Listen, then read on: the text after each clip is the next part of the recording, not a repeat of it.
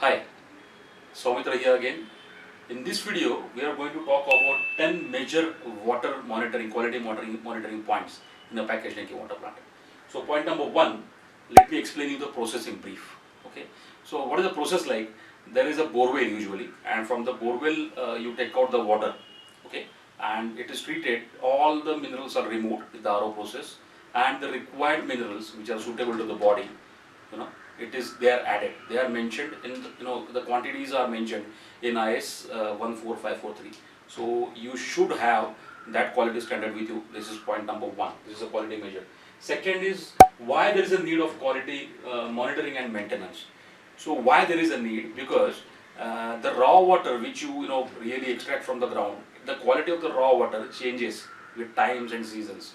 So there may be some constructions going on in around. So aquifers from where the water actually comes out, they actually they also have their own nature like humans.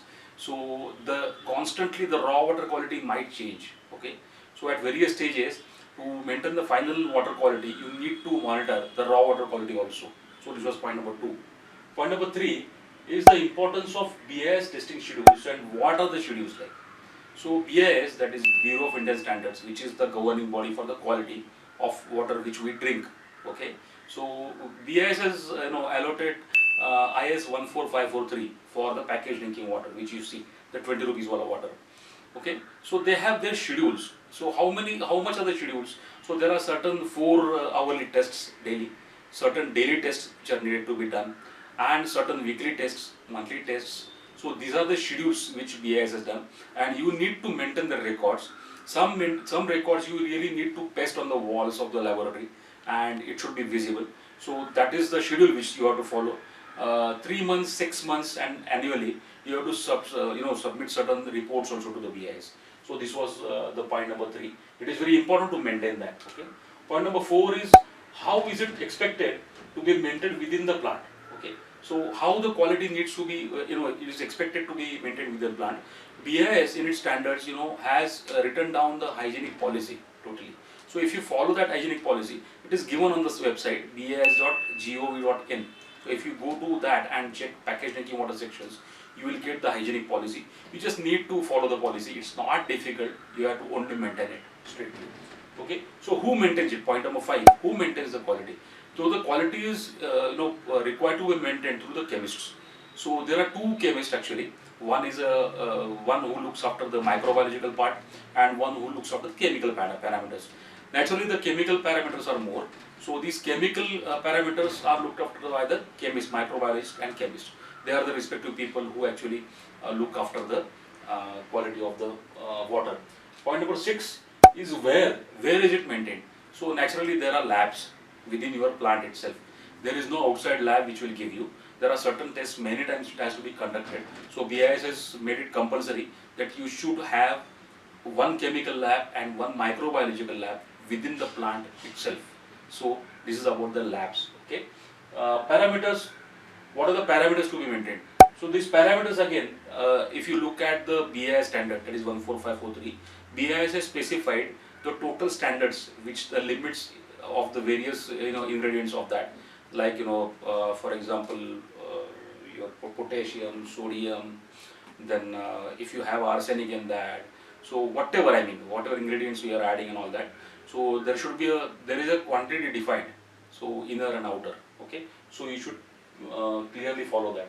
So how BIS checks it? How does it see that you are maintaining the quality?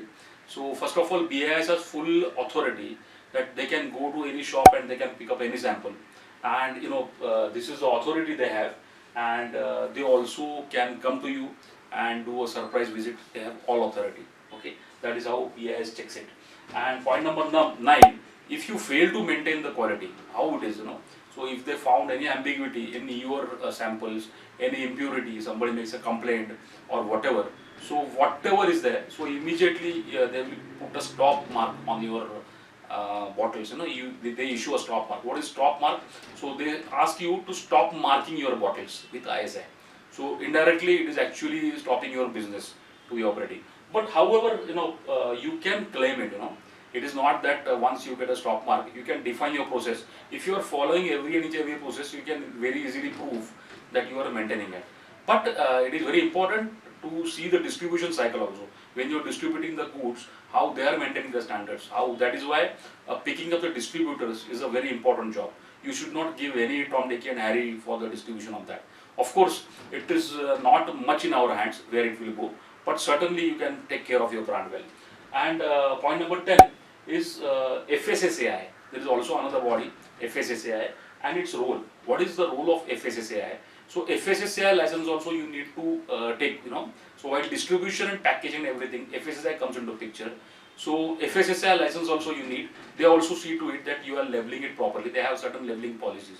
Plus FSSAI also has got policies about packaging, Some states pouches are not allowed. So this is a policy from FSSAI. So this is also very important.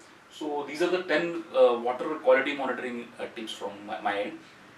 Again, if you have any idea and if you wish to get it validated, do come to us. We have an estimation validation service.